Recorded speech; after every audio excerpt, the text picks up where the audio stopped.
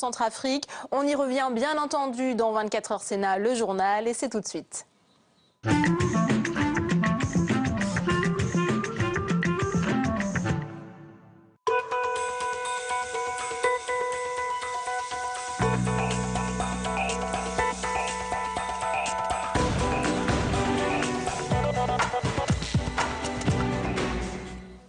Bonsoir à tous et bienvenue dans cette nouvelle édition de 24 heures Sénat. Voici les titres. François Hollande attendu d'une minute à l'autre à Bangui en Centrafrique. Le président de la République devrait rendre hommage aux 2 soldats français tués ce matin. Pendant ce temps, le ministre de la Défense, Jean-Yves Le Drian, a justifié devant les sénateurs l'intervention militaire de la France. Débat à suivre dans cette édition. Hommage planétaire à Nelson Mandela en Afrique du Sud. Une gigantesque célébration a eu lieu dans le stade de Soweto en présence de milliers de personnes et de 90 chefs d'État. La réaction dans ce journal de Monseigneur Lafond, évêque de Cayenne. Il faisait partie de la délégation française présente ce matin. Un géant de l'histoire qui a conduit une nation vers la justice. Voilà pour l'hommage de Barack Obama à Madiba, Nelson Mandela, célébré par des milliers de Sud-Africains à Soweto sous une pluie battante qui n'a pas arrêté les danses et la joie des participants. Marie Brémaud. Ce matin, le centre du monde était ici, au Soccer City Stadium. Une centaine de chefs d'État et de gouvernement réunis pour rendre hommage au père de la nation arc-en-ciel, à son combat, à son sourire. Et le héros de la lutte anti-apartheid, le partisan de la paix, a réussi un ultime tour de force. Car le temps de la cérémonie, le temps était comme suspendu, les inimitiés mises de côté. François Hollande et Nicolas Sarkozy côte à côte, marchant d'un même pas, mais surtout cette poignée de main, celle du président cubain Raúl Castro et du président américain Barack Obama. Barack Obama, acclamé par les Sud-Africains. C'est difficile de faire l'éloge de n'importe quel homme, de décrire par les mots non seulement les faits et les dates qui font une vie, mais aussi la vérité essentielle d'une personne, ses joies et ses peines, les moments silencieux et les qualités uniques qui illuminent son âme. Mais c'est encore plus difficile pour un géant de l'histoire qui a mené une nation vers la justice et des milliards de gens autour du monde dans son sillage. L'éloge du premier président noir américain, mais ils sont nombreux à avoir pris la parole pour saluer une dernière fois l'homme exemplaire. Ce stade contient des dizaines de milliers de personnes. Mais même une arène aussi grande que le continent africain ne pourrait contenir notre peine aujourd'hui.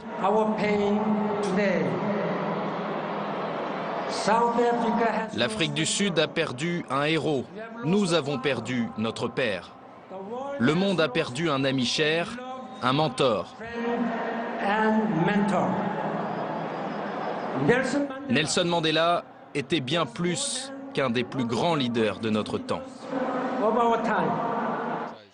Unis derrière la famille de Madiba, des milliers d'anonymes qui ont fait le déplacement et qui ont voulu célébrer la vie de Nelson Mandela plutôt que de célébrer sa mort. Une célébration marquée par les chants, les danses, une cérémonie joyeuse sous une pluie battante. L'hommage pour les Sud-Africains se poursuivra dans les jours qui viennent, avant l'enterrement en fin de semaine. Une cérémonie intime cette fois-ci. Et en France, le Sénat a rendu hommage en ouverture de la séance cet après-midi à Nelson Mandela. Jean-Pierre Bel, le président du Sénat, a salué, je cite, un militant engagé, un révolutionnaire, un homme d'action, un sage. Et tout de suite, je vous propose d'écouter les réactions de Monseigneur Emmanuel Lafond, une réaction enregistrée un peu plus tôt cet après-midi. Et nous sommes en ligne avec Monseigneur Emmanuel Lafond, évêque de Cayenne. Vous avez été curé à Soweto de 83 à 94 et vous avez à cette occasion rencontré Nelson Mandela à plusieurs reprises. Vous étiez ce matin avec la délégation française au stade de Soweto qui a rendu hommage à Nelson Mandela. Comment avez-vous ressenti cet hommage planétaire ? Écoutez, je l'ai ressenti avec beaucoup d'émotion. D'abord parce que ce stade, c'est celui-là même où le 13 février 1990, Mandela s'est présenté au peuple de Soweto avant d'entrer dans la township.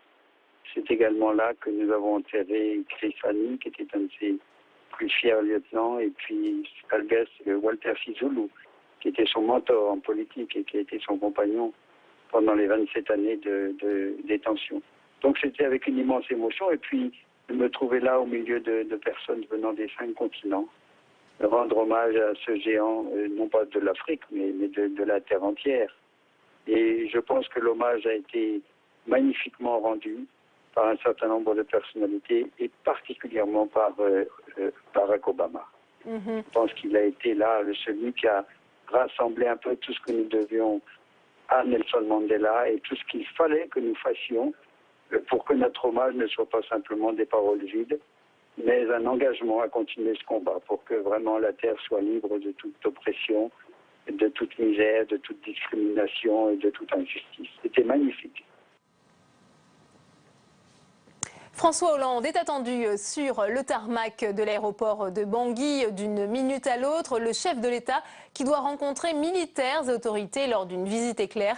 Il faut dire que la situation est loin d'être sous contrôle. 5 jours à peine après le début de l'opération Sangaris, dont l'objectif est de sécuriser la Centrafrique. 2 soldats français ont déjà péri. Paul Bouffard. Cette nuit, vers 23h30, un accrochage éclate à 1 km à l'est de l'aéroport Mpoko de Bangui. Une section de la force française Sangaris est prise à partie. 2 jeunes soldats progressent en tête. Le feu est extrêmement nourri selon l'état-major français. On parle de corps à corps avec des individus munis d'armes légères. Du 8e RPIMA de Castres, Antoine Lequignot et Nicolas Vauquer, 22 et 23 ans, engagés depuis 2011, tombent sous le feu. Malgré leur prise en charge rapide, les 2 militaires décèdent à l'antenne chirurgicale de l'aéroport. Ce matin, les patrouilles françaises ont quasiment cessé. Dans la capitale en grande majorité chrétienne, les pillages et les violences contre les civils musulmans, ex-Séléka, s'accentuent. 5 jours après le début de l'opération Sangaris, Bangui est devenue une poudrière difficile à contrôler. Pourtant, aucun renfort français ne devrait être projeté, selon le ministre Jean-Yves Le Drian. Et le président du Sénat, Jean-Pierre Bel, a réagi à la mort de ces 2 soldats français. On écoute sa réaction au micro de Tam Tranui.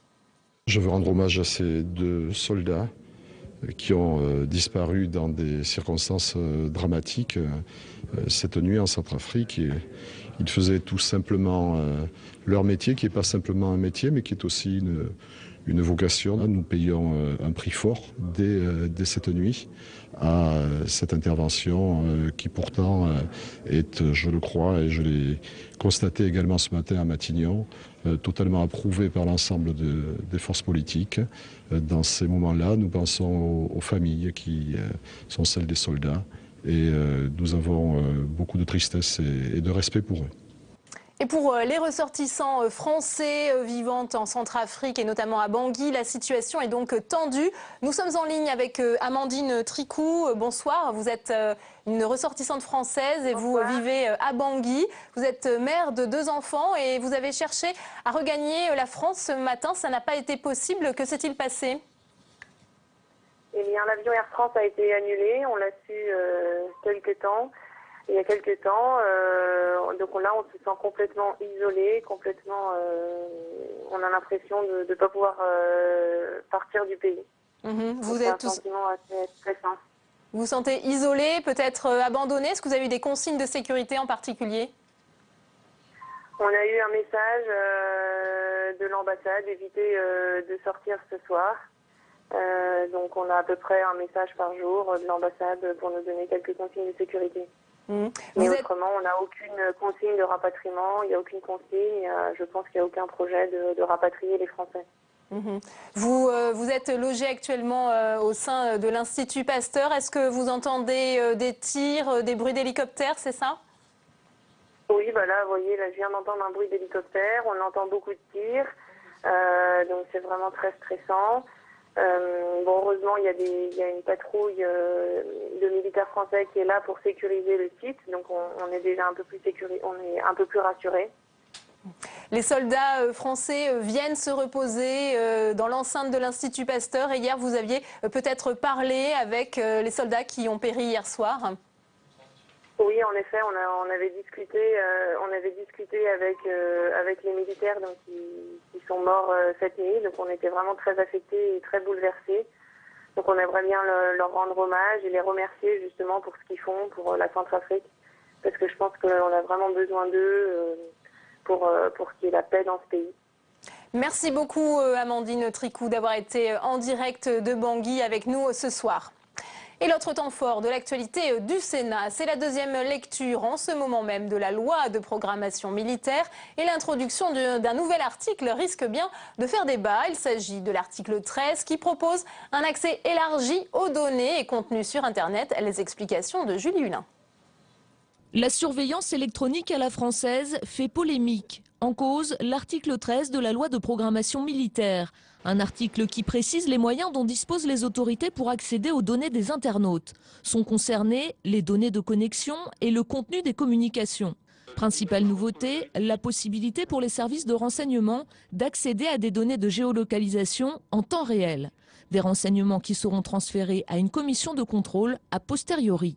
Une atteinte grave aux libertés individuelles pour les acteurs d'Internet. On ne peut pas parler de protection des droits lorsqu'on crée comme seul mécanisme de contrôle un avis secret et sans effet obligatoire et qu'on crée un mécanisme de capture en temps réel qui n'était nullement présent dans les précédentes dispositions. Si les sénateurs écologistes ont déposé un amendement pour supprimer l'article 13, le président de la commission des lois s'étonne d'une réaction tardive et défend un article qui permet selon lui d'harmoniser et de rationaliser les anciens régimes juridiques. Par rapport à la situation actuelle, nous créons de l'encadrement, du contrôle et du respect, du respect de la vie privée, de telle manière que l'on ne pourra plus faire appel, comme c'était le cas il y a encore peu de temps, au FADET et à la géolocalisation. C'est encadré. Le Conseil national du numérique a demandé l'ouverture d'un débat avec tous les acteurs. Le ministre de la Défense Jean-Yves Le Drian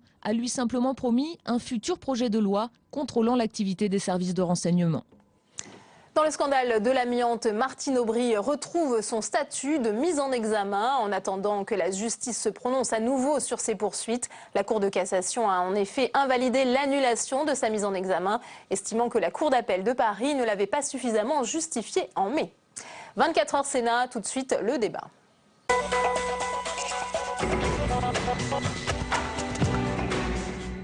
Jean-Marc Ayrault devant les députés, Jean-Yves Le Drian devant les sénateurs pour justifier l'intervention militaire de la France en Centrafrique. Consensus assez large des parlementaires pour soutenir cette opération, à l'exception des communistes. Le récit de cette séance avec Jérôme Rabdi. C'est une obligation depuis la réforme constitutionnelle de 2008. Le Sénat a donc débattu aujourd'hui de l'intervention française en Centrafrique, mais sans voter. Dans l'hémicycle, le ministre de la Défense, Jean-Yves Le Drian, a lu le même texte que celui de Jean-Marc Ayrault au même moment à l'Assemblée nationale. Un discours pour défendre l'intervention française. L'inaction n'était pas une option. Attendre, c'était prendre le risque d'un désastre. Attendre, c'était nous exposer au risque d'une intervention ultérieure beaucoup plus coûteuse et beaucoup plus difficile. L'ensemble des groupes politiques s'est ensuite exprimé et une quasi-unanimité s'est dégagée sur les bancs de l'hémicycle, à l'exception du groupe communiste. Votre gouvernement s'est résolu à éteindre cet incendie généralisé pour se lancer en héros solitaire. Nous en désapprouvons donc la forme et nous doutons qu'elle soit la réponse appropriée à la crise que traverse la Centrafrique. Tous les autres partis ont soutenu l'intervention, notamment car elle s'effectue sous mandat de l'ONU, même si les Verts auraient préféré pouvoir voter sur cette décision et qu'à l'UDI comme à l'UMP, on regrette la solitude française. Il nous fallait agir. Il faut simplement regretter que nous soyons les seuls, une fois de plus, à avoir la capacité et la volonté d'agir actuellement dans cette partie de l'Afrique. Si l'intervention est amenée à durer plus de 4 mois, les parlementaires seront à nouveau consultés, avec cette fois le droit de voter sur la prolongation du déploiement français. Et alors que François Hollande vient d'atterrir à Bangui, on ouvre le débat de ce 24 heures Sénat avec nos invités ce soir. Jean-Marie Bockel, bonsoir, merci d'être avec nous, sénateur UDUC du Haut-Rhin. Et avec nous également sur ce plateau, Alain Richard, sénateur socialiste du Val-d'Oise. Merci à tous les deux d'être là. Vous avez assisté à ce débat en séance sur l'intervention militaire en Centrafrique. Jean-Yves Le Drian a beaucoup insisté pour justifier cette intervention sur la légalité de l'opération Sangaris après le vote de la résolution de l'ONU. Pourtant, ce soir, des questions se posent. 2 soldats français ont été tués hier soir et la situation s'annonce peut-être plus compliquée, notamment par rapport au Mali. Jean-Marie Bockel. Clairement, ça n'est pas une opération de police, c'est une situation de guerre et en plus une situation de conflits interethniques, interreligions dramatiques, et avec des gens armés, des gens qui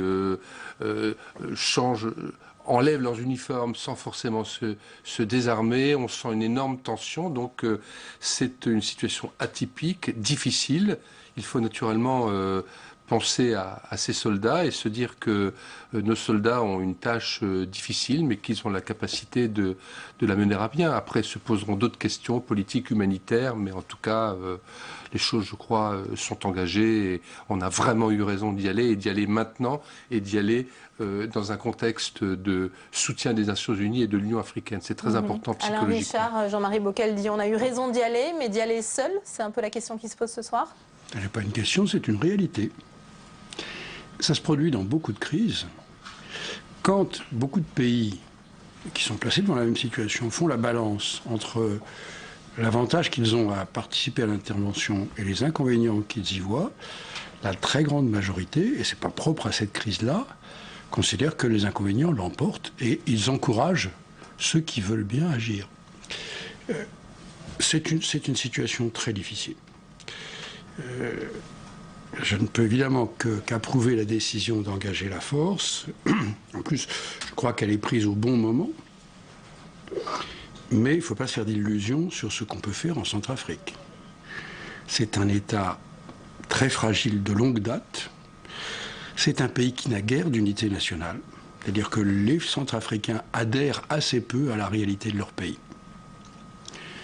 C'est un État très en retard économiquement. Enfin, on en parlera sans doute dans les semaines qui viennent. Les communications sont très difficiles. Donc il ne faut pas raconter d'histoire à nos concitoyens. Nous ne pourrons pas avoir une intervention triomphante. Mais éthiquement, quand on peut faire quelque chose, la réponse à la question est-ce qu'on agit, c'est quand même un devoir. Je crois qu'on a bien fait de le faire. On vient de l'apprendre, hein, donc François Hollande a atterri, il a eu raison d'aller à Bangui dès ce soir, le chef de l'État. Pourtant, l'aéroport n'est peut-être pas si bien sécurisé que ça. Hein. Je pense que l'aéroport est sécurisé. Il a eu raison d'y aller parce qu'il y a bien sûr l'action militaire, mais il y a également une crise humanitaire profonde. La moitié de la population est concernée et l'action militaire permettra une action humanitaire. Et puis, il a également eu raison d'y aller parce que c'est aussi l'occasion de réaffirmer sur place la nécessité de réussir la transition politique. Et là, comme le disait Alain Richard, c'est aussi très compliqué, très difficile. Il y a aujourd'hui un président de transition, mais qui est un petit peu prisonnier de certaines factions, on le voit bien, qui n'a pas une grande autorité, une grande légitimité, mais il est là. Et en attendant qu'on ait trouvé une autre solution, soit transitoire, soit issue des élections, il est un interlocuteur. Il y a un Premier ministre qui est, je crois, en France ces jours-ci, qui est un peu plus solide et un peu plus respecté sur le plan international. Et il y a une classe politique, comment dirais-je, assez... Il y a peu de gens. Donc il faut faire avec. Et je pense que sa présence montre qu'à côté de l'intervention militaire nécessaire et compliquée, il y a d'emblée un soutien politique, évidemment. Derrière se pose aussi la question de nos alliés, de la présence des Européens, de l'apport qui sera le leur. On ne peut pas rester seul. Et si possible, si on ne pouvait ne pas être complètement seul sur le terrain à un moment ou à un autre, ça serait également un signe fort. Alain Richard, une réaction à la visite éclair du chef de l'État ce soir en Centrafrique? Il est dans son rôle. Nos soldats, nos forces armées vont avoir à agir dans un contexte difficile pendant plusieurs mois. Et donc le signe que le chef de l'État, chef des armées, est avec eux, les encourage et assume le choix de cet engagement. Alors, on en a l'expérience tous les deux. Ce sont des messages qui sont forts pour les militaires et pour le commandement. Donc de ce point de vue-là, il a bien fait. Alors, sur l'Europe, bon, il faut bien voir dans la vision du monde, qui est celle de nos collègues du gouvernement letton, ou du gouvernement néerlandais, ou du gouvernement maltais, tout ça est quand même très abstrait. Et bon, l'Union européenne est ce qu'elle est, elle a ses limites, ce sont des pays souverains qui ont une autre vision du monde que la nôtre. Madame Ashton a joué un rôle très positif. Et comme vous savez bien, l'Union européenne, le compromis un peu médiocre sur lequel elle fonctionne, c'est on veut avoir des capacités d'intervention militaire, mais elles ont un support humanitaire. Donc Madame Ashton a fait jouer, je crois, le ressort qui était en son pouvoir, qui était de dire aux autres Européens, au moins, retrousser les manches sur le plan humanitaire. Et donc il y aura, de ce point de vue-là, une participation significative. Plus le soutien logistique et financier. Un soutien logistique, c'est ça quand même, de l'Union européenne qui a été promis et y compris au niveau de différents pays qui l'ont dit. C'est ce qui nous a été dit ce matin à la réunion de Matignon où nous avons été informés comme parlementaires. Et puis le soutien financier pourrait également aider la France dans un contexte budgétaire très, très tendu. Autre question qui revient cet après-midi au Sénat, c'était sur la durée de l'intervention. Les appréciations ne sont pas les mêmes selon les groupes. On sait que, par exemple, Pierre Lelouch, UMP, a évoqué un possible risque d'enlisement. Qu'en pensez-vous, Jean-Marie? Dans l'intervention que j'ai faite au titre de l'UDI, j'ai bien sûr pris acte de ce qui a été dit, 1600 hommes et une durée, un mandat de 12 mois, mais j'ai souhaité que le ministre nous informe au fur et à mesure que la situation évoluera, soit de besoins différents, peut-être plus importants, et du calendrier. Je crois qu'il faut être extrêmement pragmatique. Personne n'y croit, une intervention courte, Alain Richard. Non, mais d'ailleurs, le président ne l'a pas dit. Moi, j'avais eu l'avantage Jean-Marc Ayrault avait évoqué quelques mois. Voilà, j'ai eu l'avantage de dialoguer avec le président au moment du démarrage du Mali. Et je l'avais senti vraiment très convaincu qu'il fallait en faire une opération courte et qu'il pouvait y avoir un débouché politique. Rappelez-vous d'ailleurs que beaucoup de gens ont dit que c'était une illusion et qu'ils ne parviendraient pas à organiser l'élection fin juillet. Moi, j'ai entendu beaucoup d'amis de toutes tendances politiques qui ont dit là, il va dans le mur. Et finalement, ça a marché. Bon, cette fois-ci, je n'ai pas parlé avec lui, mais je sens bien qu'il n'a pas d'illusion. Et que, alors quand vous voyez la taille du pays, la diversité, c'est clair qu'on pourra faire une sécurisation limitée. Et qui peut être le support, comme le disait Jean-Marie Bockel tout à l'heure, d'un début de construction politique. Alors à ce propos, on peut quand même mettre quelques espoirs, et en plus c'est important pour l'avenir, d'une montée en puissance de la force africaine. Il y a un gros travail de formation, nous savons le faire, d'autres Européens peuvent d'ailleurs nous aider, et ce qui a été difficile au Mali pourrait peut-être réussir mieux si on tient compte de l'expérience en Centrafrique. Et ça, franchement, c'est un espoir qu'on peut avoir. Ça ne veut pas dire qu'on ne devra pas être présent relativement longtemps à leur côté, mais s'ils montent en puissance, peut-être que nous pourrons à ce moment-là, le moment venu, ajuster notre présence. Ce sera un signe fort pour l'avenir. Parce que l'avenir, c'est quand même que l'Afrique puisse assurer elle-même sa sécurité. Ça prendra du temps, mais on doit se fixer cet objectif. Alain Richard, peut-être, en 20 secondes pour conclure sur ce débat. Juste un mot pour dire, c'est Anne Bergrec que pendant que j'étais au gouvernement avec Lionel Jospin, nous n'avons pas pu faire la réforme de la Constitution que nos successeurs ont faite. Je vous rappelle, vous étiez un ancien ministre de la Défense. Parce que c'est exactement ce qu'on voulait faire. Je pense que l'équilibre entre informer le Parlement tout de suite, dans une situation à chaud où on commence simplement à définir les objectifs et obtenir un vote de confirmation une fois que tout le monde a une information sérieuse, a eu le temps de réfléchir sur la suite de l'opération avec le délai de 4 mois, je crois que c'est une bonne formule que quand on compare en plus les tâtonnements, parce que par exemple ce qui s'est passé sur la Syrie, aussi bien aux États-Unis qu'au Royaume-Uni, était de l'improvisation. Nous avons un bon système. Merci beaucoup à tous les deux d'avoir été les invités de ce 24h Sénat. Aurélie Filippetti, la ministre de la Culture, ne se rendra pas à l'inauguration de l'Institut culturel Google. Pour elle, quand une entreprise travaille en France, elle doit y payer ses impôts. Vint Cerf, le vice-président de Google, auditionné aujourd'hui au Sénat, lui répond, on l'écoute. Je suis très déçu qu'elle ne vienne pas, parce que nous avions beaucoup de choses à lui montrer. Et nous aimerions partager tout cela avec elle. J'espère qu'elle aura l'occasion de venir nous rendre visite après l'inauguration de ce soir. Je ne suis pas sûr de comprendre les enjeux politiques, mais je me rends compte que Google est très présent dans la presse en ce moment. D'un autre côté, c'est une déception, car ce n'est pas une question politique, c'est une question culturelle. Mais heureusement qu'on fait de la politique en matière culturelle, parce que sinon, ça fait longtemps qu'on aurait bradé tout notre patrimoine à des énormes groupes qui, en concentrant tous les pouvoirs dans leurs mains, nuisent à la diversité culturelle.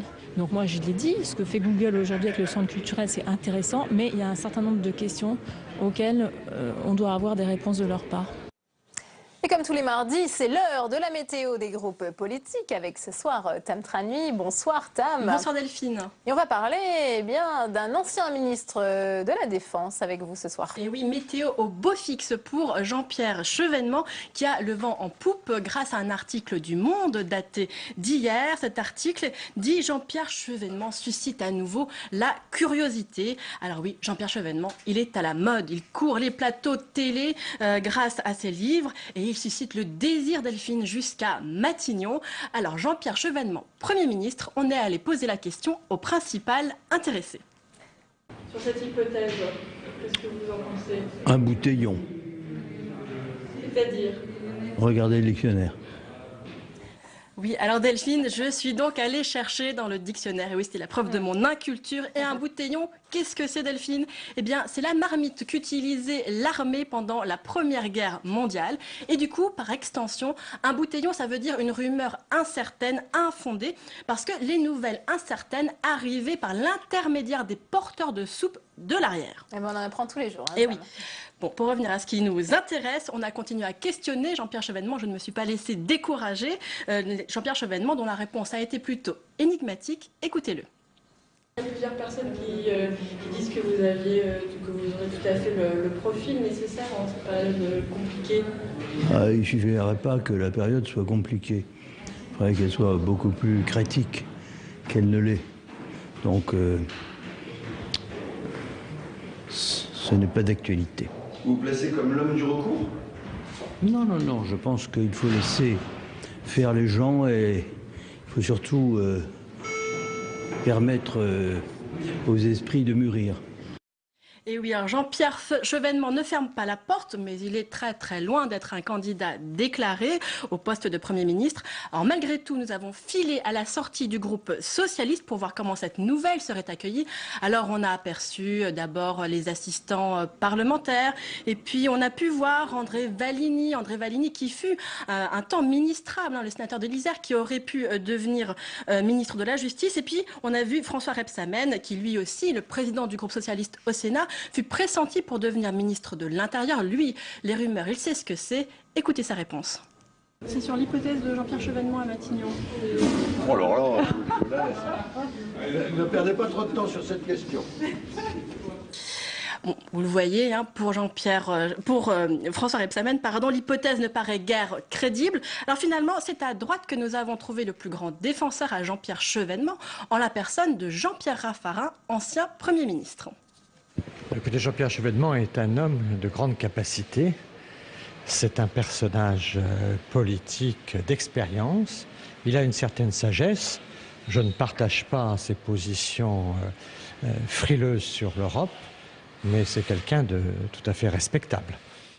Alors on le voit, Jean-Pierre Chevènement a donc la carrure pour le poste, mais il ne devrait pas tout de suite quitter le palais du Luxembourg. Eh bien, merci beaucoup Tam, et on se retrouve la semaine prochaine. C'est la fin de cette édition à 22h. Sonia Mabrouk, bonne soirée et à demain.